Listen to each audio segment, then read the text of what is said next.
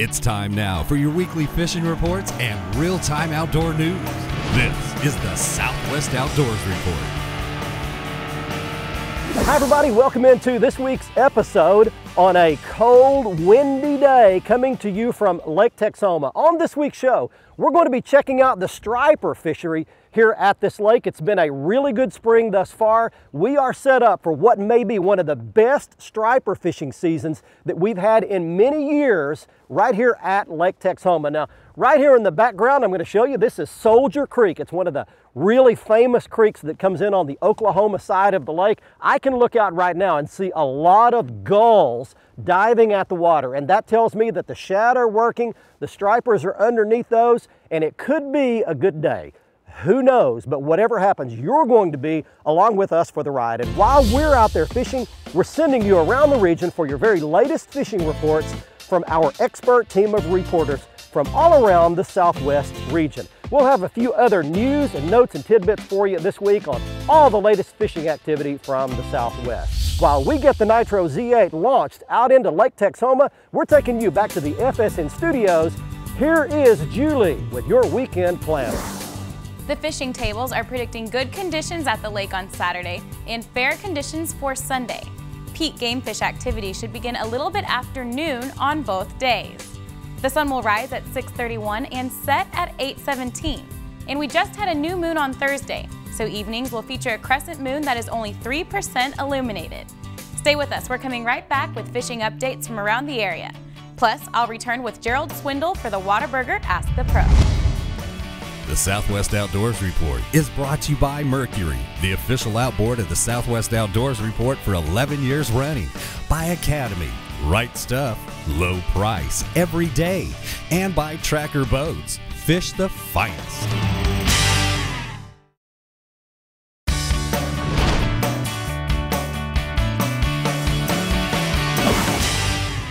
Hey everybody, welcome back to the show. We're on Lake Texoma today, and I've been fighting the fish for a couple of minutes here. So we kind of join you in progress, checking on the striper fishing, and that, wow, about knocked a rod in the water. That's a good solid pull right there. Let's see if we can catch a Lake Texoma striper to get things started here. Found birds working out here. Clear water, cold day. Good fish. Got him in the net. All right. Let's gently ease him over here. The limit on Lake Texoma is 10 fish per person per day, and 2 of them can be over 20 inches, of which this is. So I'm going to reach in here with the pliers, get him loose, and while I'm doing that, I want to give you a little history of what's gone on the last couple of years. That's a swim bait, by the way. We're going to keep a couple of stripers today, so we'll put him in the live well. But let me tell you, the last couple of years, it's been a pretty incredible thing here. Winter before last, we had an incredibly cold winter. The water temperature dropped down in the low 30s on this lake, and they thought that they had a huge fish kill, and it did kill most of the shad. The fishing got just terrible. They really felt like that the fishery had been absolutely damaged in this lake, and this lasted for almost an entire season. But this year, actually toward the end of 2012, the fishing started coming back and the fish started showing back up, and I don't know where they went. Really, nobody knows where they went, but the fish had been hiding out, and now the shad population is back, striper population is back, and there's a big fat one for you right there. So good news on the horizon for Lake Texoma after a big cold weather, cold water scare. Let's move up to Oklahoma, check on the rest of the fishing there, and here's Gary Dalla. Hey, you know, it's been almost as much of a challenge trying to figure out what to wear to go fishing as it has been finding the fish themselves during this crazy spring we're having in Oklahoma.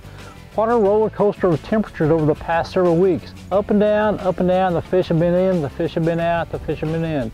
But you know what? It looks like this coming forecast is a good spring warm-up that may be here to stay this time. Let's hope it is, because just before this last cold front hit, things were really getting right in a lot of places across the state. We had most of our water temps back up in the mid to upper 60s. The fish were shallow. Let's use Keystone as a good example as what should be going on right now across the state, especially the lakes north of I-40.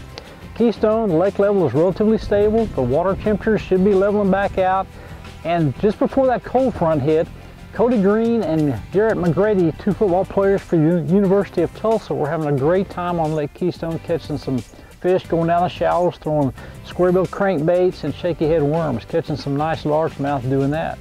They also got into some white bass and even caught a few stripers doing that. Keystone, a long time famous striper lake. A lot of small stripers are up in the shallows right now in a lot of areas. And even on Keystone, with the water temperatures coming in and going down like they are, the crappie have been doing the same thing. Cold front moves in, those fish move back out into the brush piles about 8 to 12 feet deep. A lot of females are still showing they have not spawned yet, full of eggs, showing lots of sign on their bodies that they've been rubbing against rocks, rubbing against the limbs. They're getting ready to spawn. They need those water temperatures to come back up. Those fish are going to be coming back in. I really think May is still going to be a great fishing month for the state of Oklahoma. This next full moon should be phenomenal. The water temperatures that get back up there right, you can catch a lot of those fish shallows a lot of different ways, but one thing about it, you can't catch them if you don't go. Hey, don't forget to watch the members-only bonus video segment for this week's show here at Lake Texoma. We're going to give you lots more information about the lake and the striper fishing here that we couldn't get to on this week's show, including all of the locations on a map where we caught the stripers on this week's episode. So you don't want to miss this. Simply go to our website at southwestoutdoorsreport.com. Click up there to sign up to become a member if you're not already one. It's free to join. Then click on the members page, then on the bonus video page, and go to Lake Texoma. You'll see lots more information to plan a trip to come striper fishing at this lake in the upcoming months. We'll be right back after this.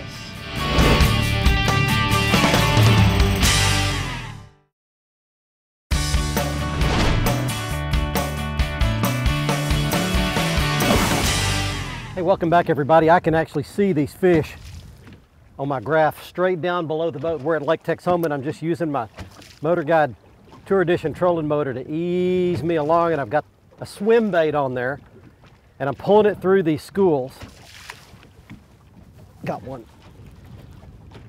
And one hits it every time I get the bait down at the right depth and get it right in one of these schools.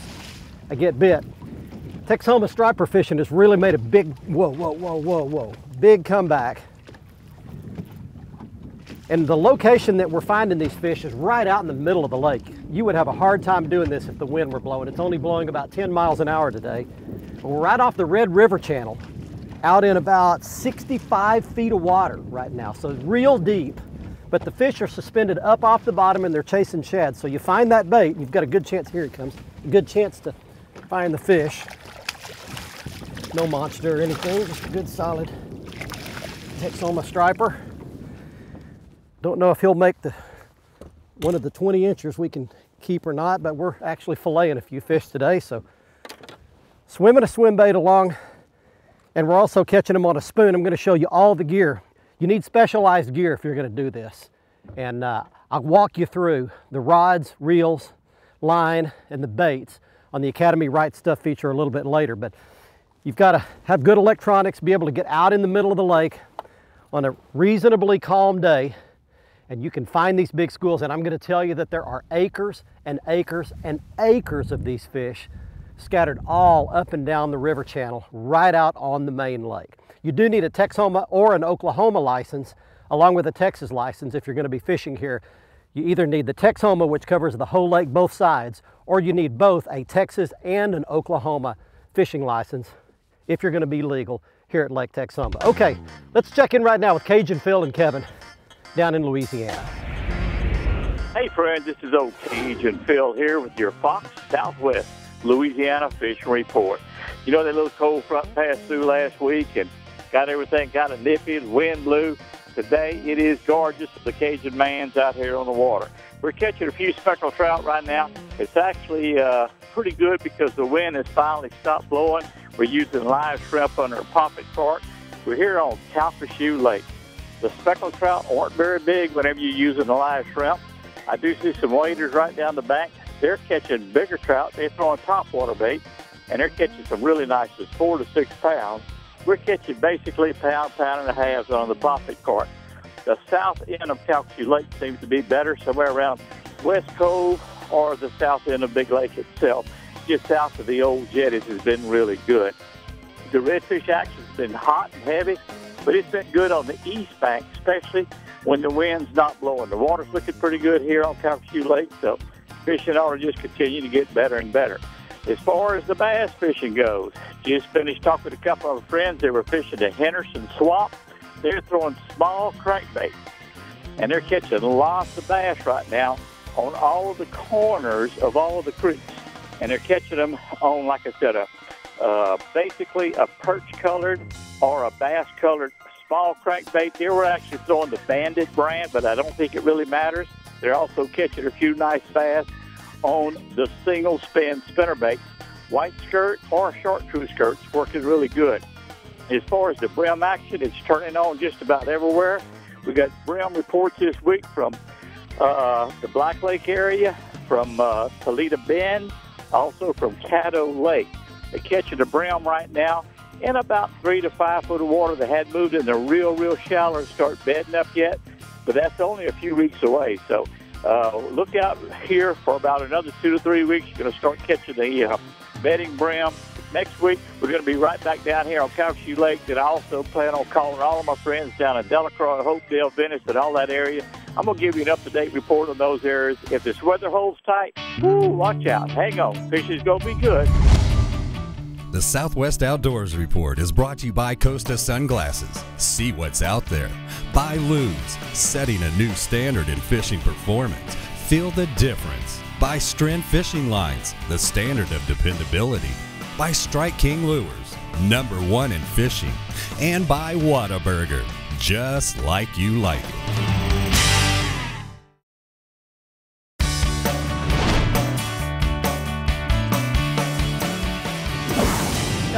Got him. Man, these fish, when they hit you going the other way, that's a decent fish. Get it right up close to the top. Hoist him in. Look how fat that fish is. Look at the belly on that striper there. All right, we are having a good day. Look at that. Look how fat that fish is right there. We've actually got our limit of stripers right now. So that fish is going to go back, but that's a good, healthy fish, and I want you to just look. The deal is, if you can find the bait fish, the stripers are going to be ganged up all underneath them. One of the ways you can find the bait fish very easily is right here behind us. What you're looking at right there is a huge school of stripers, and they're pushing those shad to the surface. When they push them to the surface, the gulls dive on top of them. If you find those birds diving viciously at the water like that, it's guaranteed every bait that goes in underneath them will get bit. You can get 2 or 3 people hooked up at the same time doing this. This is a great way to bring an elderly person, a kid, your spouse, teach a wife how to fish for the first time. This is a great way to do that when they're out there diving at these birds. You can even troll back and forth around the edges. Here's the deal though.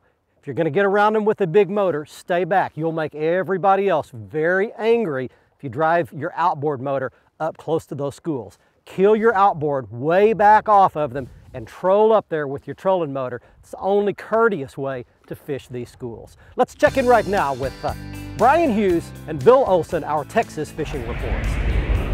Hi everybody, and welcome to this week's Lone Star Lakes, brought to you by CJ's Bait Company. Now they're running a special in the month of May, so visit cjsbaits.com for more information on that viewer special. We're going to start this week in Northeast Texas with Lakes Bob Sandlin and Cypress Springs. On Bob Sandlin, you'll find bass moving in the creeks from about the midway point out toward the mouths of the creeks. Start your day with your topwaters, buzz baits, spinner baits will also work, then transition to Cincos a little bit deeper, and then Texas rigs as you near the mouth of the creeks and the main lake secondary points. Now over on Cypress Springs, both crappie fishermen and bass fishermen will find the boat docks producing a lot of fish. For your crappie fishermen, of course, your minnows and crappie jigs up in and around the docks as close as you can get will produce the crappie. Bass fishermen will want to use 3 or 4 different baits. Start with your topwaters and spinner baits around the outside edges and back of the boat docks. Then put a Cinco on a spinning rod so you can flip it up under that dock and get to water nobody else's fish. And drag your Texas rigs around the outside edges. That's this week's Lone Star Lakes, brought to you by CJ's Bait Company. Now let's check in with Mr. Bill Olson. He's on the coast. Hi folks, Forever Last Hunting and Fishing Products brings you this week's report. It's time to wade the shoreline, so fish the best with Forever Last G2 weight belt, Ray Guard wading boots, floating landing net, pliers, and more. Plus their Real Girl gear lineup is trimmed in pink, especially for the ladies. Forever Last Hunting and Fishing Products are available at better sporting good retailers or the website on the screen. Like them on Facebook for special discounts. Well, some of the most consistent warm weather we've seen this spring occurred this week. Even a mild front that comes in this Sunday won't disrupt things too much. We're finally settling into a more consistent weather pattern and things are starting to pop. A good middle and lower coast topwater bite has emerged. Trout are moving into sandgrass areas and it looks like the spawn is beginning. Out of Port Isabel, things are wide open on Longbar, Mexiquita Flats, and the Cullen House. And on the mid-coast, redfish continue to be in the back lakes. Topwater lures or paddle tail soft plastics rigged on 1/8 ounce jig heads have worked. Now the Spoil Islands and grassy shorelines along the Corpus Christi Ship Channel or up the Lydia Ann Channel are holding good specs. Voodoo shrimp or live shrimp under a mauler or rattling float continue to catch fish. Redfish are on the grass flats in behind these same areas. Matagorda's two bays continue to see drifting anglers pick up trout over grass and guts or mid-bay reefs. The areas around San Luis Pass and the Galveston jetties continue to see trout fanning out. Birds are working in Trinity Bay and they continue to be working over the mid-lake areas of Sabine Lake. The Louisiana shoreline also remains hot on the shell flats. This weekend, Saturday has a double tide schedule of 2 high and 2 low tides. This Sunday has a single tide schedule of 1 high and 1 low. I'm Bill Olson and I'll see you on the coast.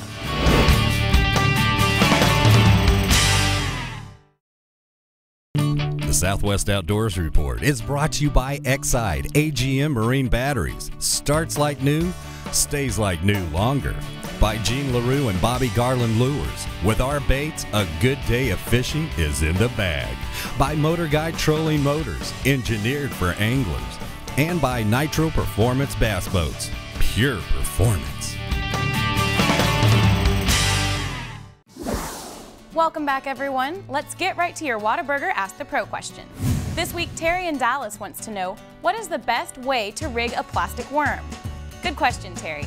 We asked 2004 Angler of the Year, Gerald Swindle, for some insight.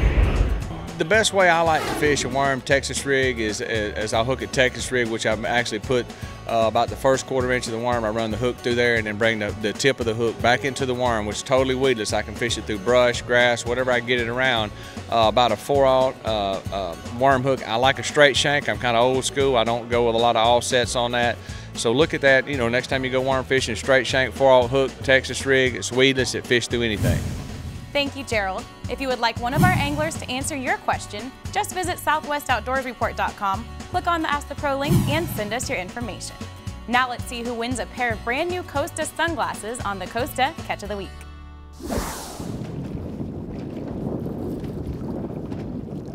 Hey, thanks very much, Julie. We're still out here at Texoma, and I'm gonna reel in one more good Texoma striper for you straight down here, and whoa, in really deep water. Good striper there. We'll slip the net under him. Good fat one. Boy, these dudes are healthy, eating shad. All right, grab him out of the net. And there you go. One more Texoma striper for you, and our winner this week on the Costa Catch of the Week contest is Alan Sladek of North Richland Hills, Texas. He is shown here with a 24-inch largemouth bass he caught out of Lake Ray Roberts in North Texas, of all things out of a kayak. If you'd like to have a chance to win a brand new pair of Costa sunglasses, all you got to do is go to our website, southwestoutdoorsreport.com. On the right-hand side is the Costa Catch of the Week area. Click there, then fill out the form and send us your big fish photo. You could win a brand new pair of Costas. If you want to see their entire line, go to our website again, click on the Costa logo. That'll take you to their website. You can see all their frame and lens styles, like the glasses that I've been wearing today. I love this frame style. It's called Salt Break. And into the live well that one goes one more time. Next up, it's the Academy Sports and Outdoors Right Stuff feature, and I mentioned how critical the gear is if you're coming to catch these big stripers in this lake. And it begins with a beefy rod. This is the Lew's Speed Stick Tournament SL rod. You identify it by the red color, but it's a big one. 7.5 foot heavy action to handle these big stripers. Now you could catch a 20-pound striper real easily here at Texoma right now. The reel is even more critical. This is the Lew's Speed Spool Super Duty Reel. It's got beefed up gears, a deep spool to hold a lot of big line, and a big power crank handle to be able to crank these bad boys in. Once again, the line is critical. I'm using Stren Original in the identifiable purple box, but I'm using 20-pound test. I would not use anything smaller. Again, you could catch a really big striper here. And I'll show you a couple of baits that we caught the fish on laying in the floor. On your left is a swim bait with a chartreuse body and a pearl head, and that's an ounce head. You've got to use something really heavy. Then on your right is a Strike King Sexy Spoon for vertically jigging straight up and down. You drop it to the bottom and crank it up fast. In the last year or so, I've been a part of at least 5 animal rescues. I've rescued a bluebird, a dove, a 5-pound bass trapped in real shallow water that was drying up, a fawn that was going to get hit on the side of the road, and a big old lizard trapped in a wrought iron table. I don't know why I rescued those creatures. I guess it's just part of my basic nature, but it got me to thinking. I believe all those animals were created by God, as were all people. And if God cares about those creatures, then He certainly cares about people. The point here is that I'd like for all of us to treat ourselves like we are worth something, like we have value. Get an education, learn a new trade, enjoy the arts and music and recreation, take care of our bodies. I really believe that we ought to treat ourselves like we are valuable. Just a little good news for you on this week's Stuff That Matters. Hey, I hope you enjoyed our trip to Lake Texoma this week. We caught some nice stripers. They're here for you to catch, and I think it would make a great trip. This fishing should be good right into the summertime months, and the topwater fishing is going to get good before long.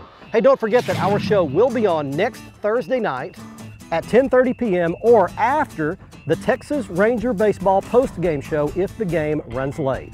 And if you're recording the show, record our Saturday morning episode. It always airs at 8 a.m. The latest episode of our show is always up live and in full HD on the front page of our website at southwestoutdoorsreport.com. All of our past episodes are up on our YouTube channel. You get there by clicking on the YouTube logo on the front page of our website, and you can see more news, videos, and photos at our Facebook page. Again, click on my Facebook logo at the top of the website to get there. Until next week, I'm Barry Stokes saying be safe, have fun, bye-bye y'all.